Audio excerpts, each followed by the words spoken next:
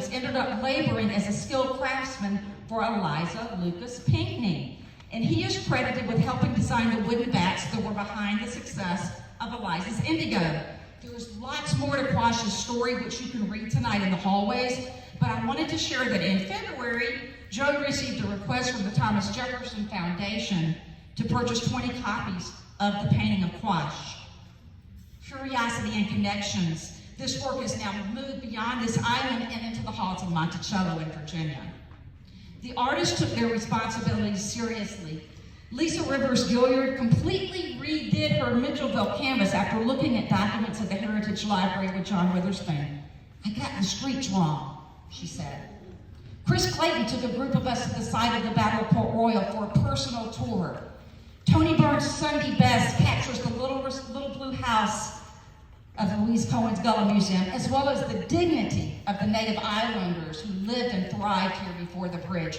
Beverly Bangs, they came with their offerings, depicts locals bringing their nickels, dimes, and quarters to build the one-room Cherry Hill School in 1937. The Gullah valued education.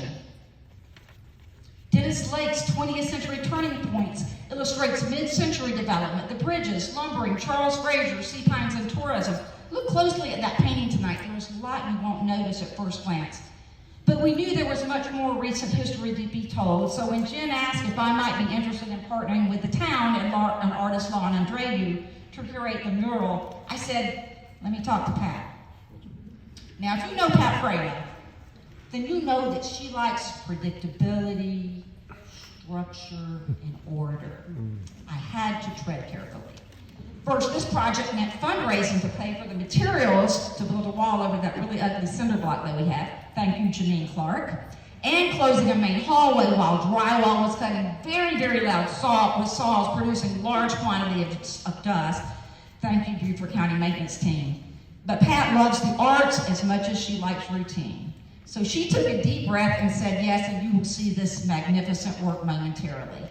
The 8 individuals featured on this wall illustrate the diversity and depth of commitment to making this island live up to our highest ideals.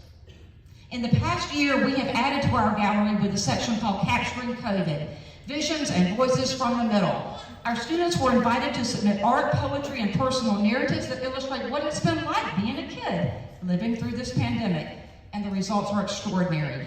We've displayed the art in the hallways, but we also partnered with Hilton Head Rotary to print an anthology.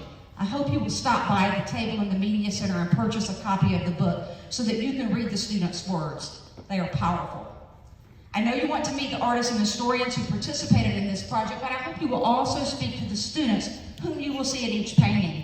These student docents have become experts in the event, time period, or individual depicted, and will be happy to answer your questions. Just not too hard, please.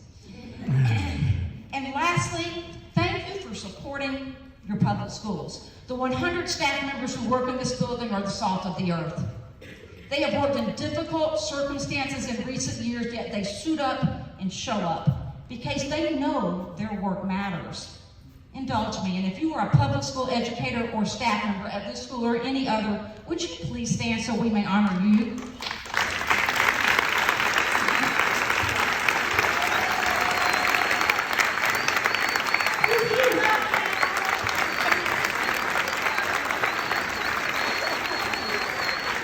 And finally, the 835 amazing students enrolled here come from 14 different birth countries, speak multiple languages, excel at academics and sports and music and art.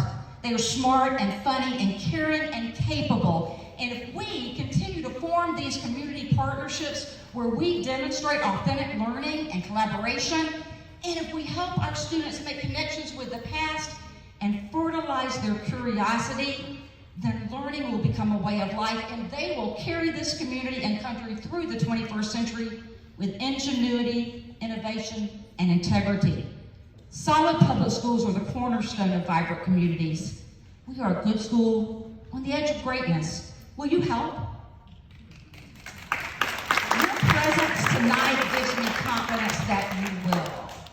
Thank you so much for being here, and enjoy your evening.